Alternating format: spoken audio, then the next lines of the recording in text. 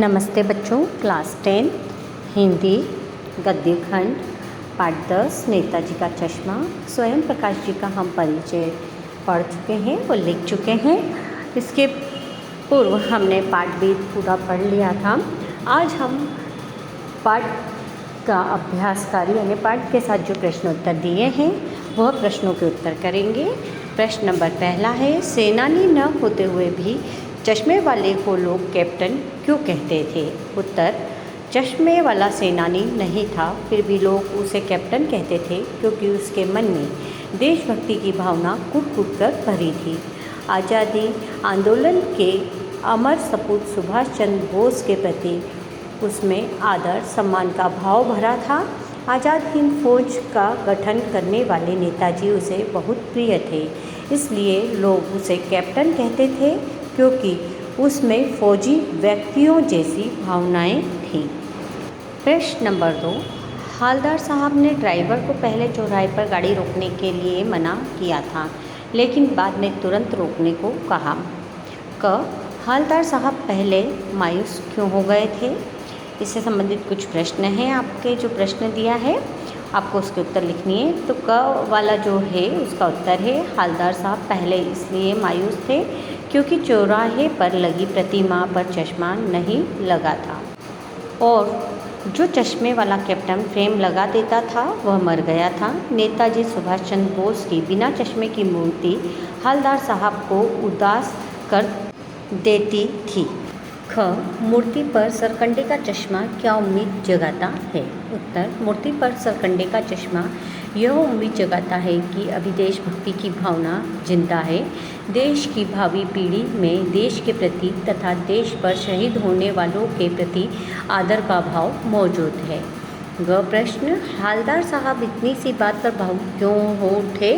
उत्तर, हालदार साहब का सोचना था कि नेताजी की मूर्ति पर चश्मा लगाने वाला कैप्टन तो मर गया, इसलिए अब प्रतिमा पर चश्मा नहीं होगा। किंतु जब उन्हें मूर्ति पर सरकंडे का चश्मा दिखाई दिया तो वे यह सोचकर भावुक हो उठे कि आने वाली पीढ़ी में देशभक्ति की भावना है, देश का भविष्य अच्छा है। प्रश्न नंबर 3, आशय स्पष्ट कीजिए। बार बार सोचते क्या होगा उस कौम का जो अपने देश की खातिर घर गृहस्थी जवानी जिंदगी सब कुछ होम देने वालों पर भी हंसती है और अपने लिए बिकने के मौके ढूंढती है। उत्तर, यहाँ देश के लिए अपना घर परिवार यौवन जीवन आदि सब कुछ न्यौछावर कर देने वाले लोगों के प्रति उपहास का भाव रखने वाले लोगों की भर्त्सना की गई है। इसका आशय है कि लोगों में देशभक्ति का भाव कम होता जा रहा है। यह स्थिति बहुत ही निंदनीय है। देश प्रेम की भावना इस सीमा तक कम होती जा रही है कि लोग अपने निजी स्वार्थ की पूर्ति के लिए देश के प्रति गद्दारी तक करने को तैयार हो जाते हैं। उनके लिए स्वार्थ सर्वोपरि हो गया है। प्रश्न नंबर 4, पान वाले का एक रेखा चित्र प्रस्तुत कीजिए। उत्तर, कस्बे के चौराहे पर एक तरफ पान वाले की दुकान है। वह काले रंग का स्थूल शरीर का है। उसकी तोंद इतनी बड़ी है कि जब वह हंसता है तो उसकी तोंद थिरकती है। वह खुश मिजाज है। उसके मुंह में हर समय पान भरा रहता है। उसके दांत काले लाल हो गए हैं। वह पान लगाते हुए कंधे पर पड़े कपड़े से अपना मुंह पोंछ लेता है। वह भावुक स्वभाव का है। कैप्टन की मृत्यु पर उसके आंसू झलक आते हैं। प्रश्न नंबर 5, वो लंगड़ा क्या जाएगा फौज में, पागल है पागल। कैप्टन के प्रति पान वाले की इस टिप्पणी पर अपनी प्रतिक्रिया लिखिए। उत्तर, मेरे विचार में यह टिप्पणी वो लंगड़ा क्या जाएगा फौज में, पागल है पागल पूरी तरह अनुचित है। किसी भी दिव्यांगता का इस तरह मजाक उड़ाना मूर्खता ही मानी जाएगी, वह भी एक सच्चे देशभक्त की जो देश पर बलिदान होने वालों के प्रति अपार श्रद्धा रखता है। इस प्रकार के व्यक्ति श्रद्धा और सम्मान के पात्र होते हैं। पान वाला घटिया सोच का आदमी है, इसलिए ऐसी टिप्पणी करता है। प्रश्न नंबर 6, निम्नलिखित वाक्य पात्रों की कौन सी विशेषता की ओर संकेत करते हैं? का वाला आपको जो वाक्य दिया है वो देखिए। हालदार साहब हमेशा चौराहे पर रुकते और नेताजी को निहारते। इनकी विशेषता के आधार पर हम लिखना चाहेंगे, हालदार साहब हमेशा चौराहे पर रुकते और नेताजी को निहारते। वाक्य से हालदार साहब की देशभक्ति की भावना प्रकट होती है। उनके मन में देश पर न्यौछावर होने वाले सपूतों के प्रति आदर सम्मान का भाव है। वे देश प्रेम की भावना से परिपूर्ण है। ख वाला वाक्य देखिए। पान वाला उदास हो गया। उसने पीछे मुड़कर मुंह का पान नीचे थूका और सिर झुकाकर अपनी धोती के सिरे से आंखें पोंछता हुआ बोला, साहब कैप्टन मर गया। उत्तर, पान वाला यद्यपि कैप्टन का मजाक बनाता था, इससे ऐसा लगता है कि उसमें देश प्रेम का भाव है ही नहीं, किंतु कैप्टन की मृत्यु पर उसकी आंखों में आए आंसू स्पष्ट संकेत करते हैं कि उसमें भी देशभक्तों के प्रति प्रेम की भावना थी। कैप्टन के मरने पर वह दुखी था। ग वाक्य देखिए। कैप्टन बार बार मूर्ति पर चश्मा लगा देता था। उत्तर, चश्मे वाले कैप्टन में देशभक्ति की भावना कूट कूट कर भरी थी। देश के लिए न्यौछावर हुए शहीद सुभाष चंद्र बोस की प्रतिमा कैप्टन को बिना चश्मे के अच्छी नहीं लगती थी। उन्हें लगता था कि बिना चश्मे के उन्हें देखने में परेशानी हो रही होगी, इसलिए वे अपने पास से एक फ्रेम प्रतिमा पर लगा देते थे। यह उनकी देशभक्ति की भावना का प्रमाण है। प्रश्न नंबर 7। जब तक हालदार साहब ने कैप्टन को साक्षात देखा नहीं था, तब तक उनके मानस पटल पर उसका कौन सा चित्र रहा होगा, अपनी कल्पना में लिखिए। उत्तर, जब तक हालदार साहब ने कैप्टन को साक्षात देखा नहीं था, तब तक उनके मानस पटल पर उसका एक फौजी का सा चित्र रहा होगा। उनके मन में फौजी की जैसी पोशाक पहनने वाला एक हष्ट-पुष्ट शरीर वाला व्यक्ति रहा होगा। वह देश प्रेम के भाव से भरा होगा और देश पर शहीद होने वाले बलिदानियों के प्रति उसमें श्रद्धा भाव भरा होगा।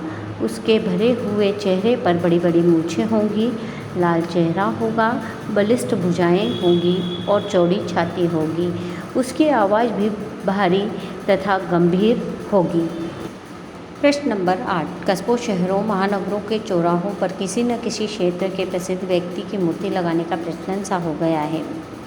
इससे संबंधित कुछ प्रश्न दिए हैं। क है, इस तरह की मूर्ति लगाने के क्या उद्देश्य हो सकते हैं। ख, आप अपने इलाके के चौराहे पर किस व्यक्ति की मूर्ति स्थापित करवाना चाहेंगे और क्यों। ग वाला प्रश्न, उस मूर्ति के प्रति आपके एवं दूसरे लोगों के क्या उत्तरदायित्व होने चाहिए। तो पहले हम क वाले का उत्तर लिखेंगे। कस्बों, शहरों या महानगरों के चौराहों पर प्रसिद्ध व्यक्ति की मूर्ति लगवाने के विभिन्न उद्देश्य हो सकते हैं। राजनीति, देश प्रेम, संस्कृति, साहित्य आदि के लिए महान कार्य करने वाले व्यक्तियों की मूर्ति से लोगों को उनकी तरह के कार्य करने की प्रेरणा देने का उद्देश्य हो सकता है। मूर्ति के माध्यम से लोगों को वे याद आते रहें और तथा लोग उनका लगातार स्मरण करते रहें। उनकी मूर्ति के पास से निकलने वालों में यह भाव आए कि यदि हम भी महान कार्य कर जाएंगे तो हमारी भी प्रतिमा स्थापित हो सकती है।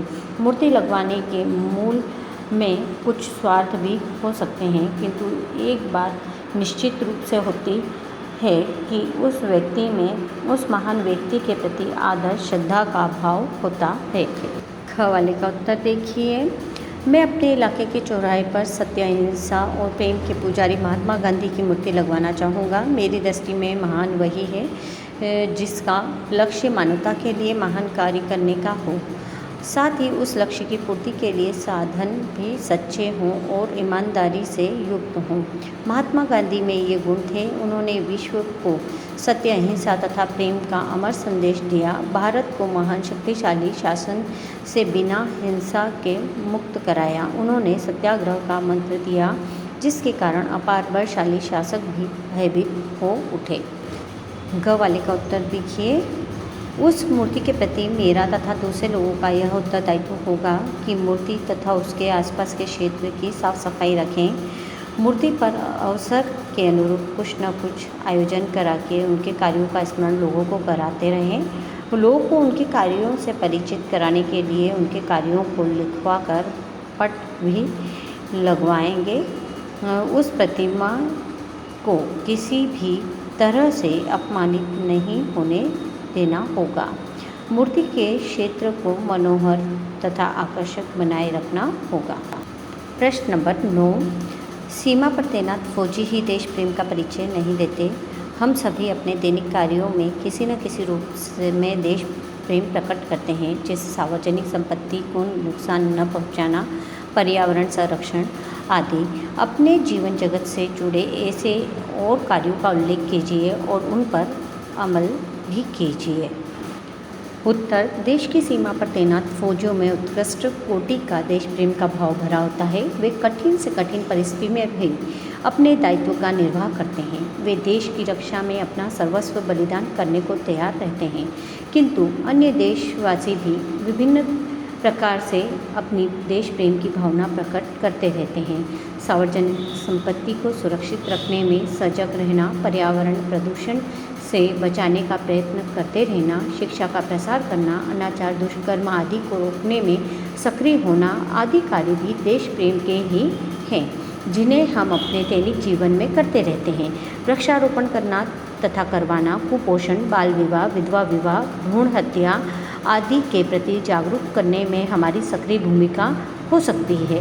हमने अपने क्षेत्र में युवक मंगल दल के माध्यम से इस प्रकार के कार्यों को करने का निश्चय कर लिया है।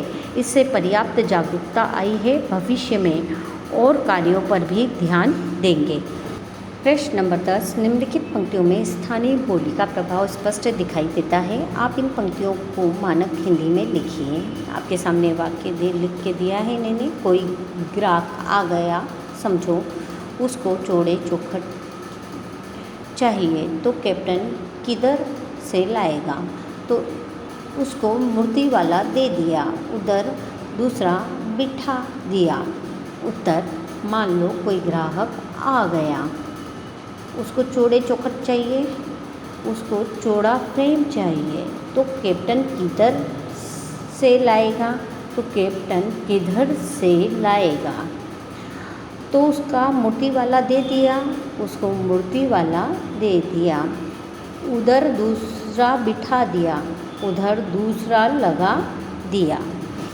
प्रश्न नंबर 11, भाई खूब क्या आइडिया है। इस वाक्य को ध्यान में रखते हुए बताइए कि एक भाषा में दूसरी भाषा के शब्दों के आने से क्या लाभ होते हैं।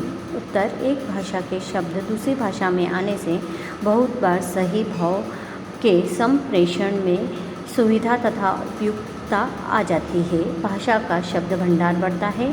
भाषा रोचक तथा व्यापक रूप ग्रहण करती है। जब एक भाषा दूसरी भाषा के संपर्क में आती है तो शब्दों की आदान प्रदान प्रक्रिया चलती रहती है। इसी से भाषाई क्षमता और व्यापकता में वृद्धि होती है। भाषा अध्ययन। अब प्रश्न नंबर 12 है आपके इसमें।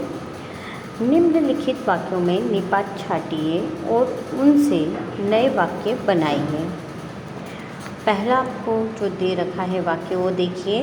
नगर पालिका थी तो कुछ न कुछ करती भी रहती थी। नया वाक्य, वह हर बार कुछ न कुछ मांगता ही रहता है। ख वाला वाक्य आपका है, किसी स्थानीय कलाकार को ही अवसर देने का निर्णय किया गया होगा। को ही इसमें शब्द है तो इसका वाक्य बनेगा, विद्यालय के छात्र को ही मौका देने का निश्चय किया गया।